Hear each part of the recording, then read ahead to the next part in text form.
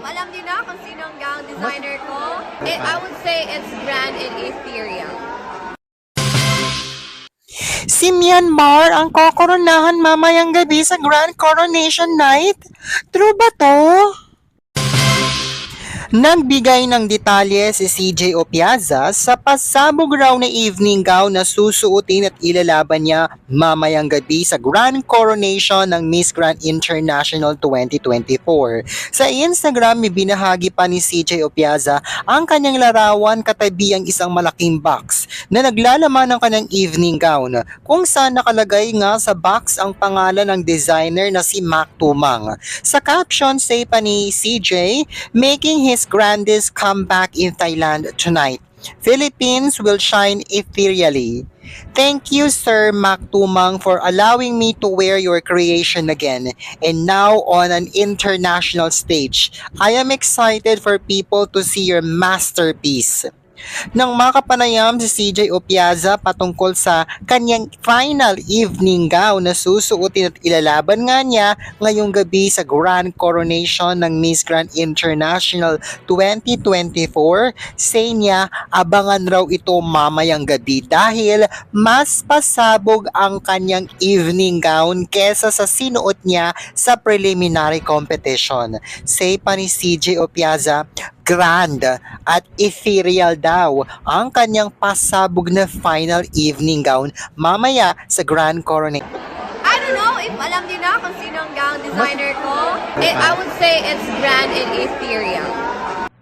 Say pa nga ni CJ, nagawa na raw niya ang lahat ng preparasyon para sa Grand Coronation mamayang gabi. Train and sleep and get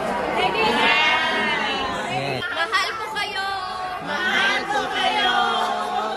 Pinasalamatan nito ang lahat ng mga Pinoy pageant fans at mga tumulong raw sa kanya sa kanyang naging laban na ito.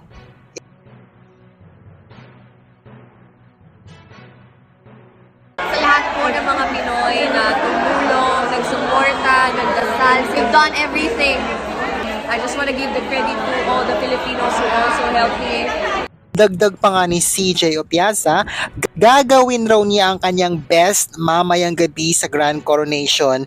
Pero kung ano man daw ang kalalabasan ng resulta ng kompetisyon, sana raw ay suportahan at tanggapin na lamang daw ang magiging resulta nito.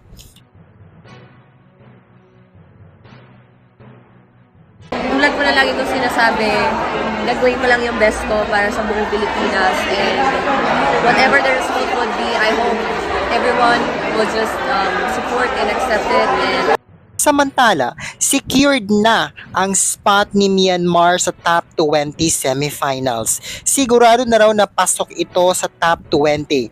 Ito ay matapos nitong makuha ang pinakamataas na boto sa lahat ng botohan. Nag-number 1 na ito ngayon sa popular vote. Number 1 na rin ito sa Country Power of the Year. At number 1 na rin ito ngayon sa Best in National Costume as of today. Kaya secured na raw ang kanyang spot sa top 20 semifinals mamaya sa Grand Coronation. Kaugnay nito, makikitang ibinahagi ni Wat Itsara Grisil ngayong araw ang maikling video ng final rehearsal ni Myanmar. Makikita si Myanmar na nire-rehearse nito ang kanyang crowning moment.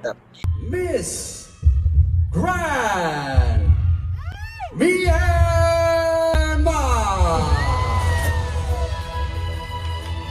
Ipinost ito ni Wat Itsara Grisil sa kanyang mismong official IG account.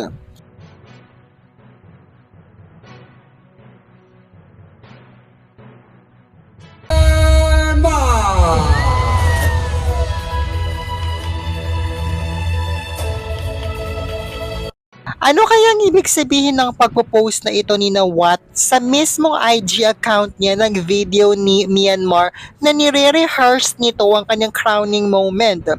Ibig bang sabihin nito na uwian na dahil may nanalo na talaga at si Myanmar talagang panalo mamayang gabi sa coronation?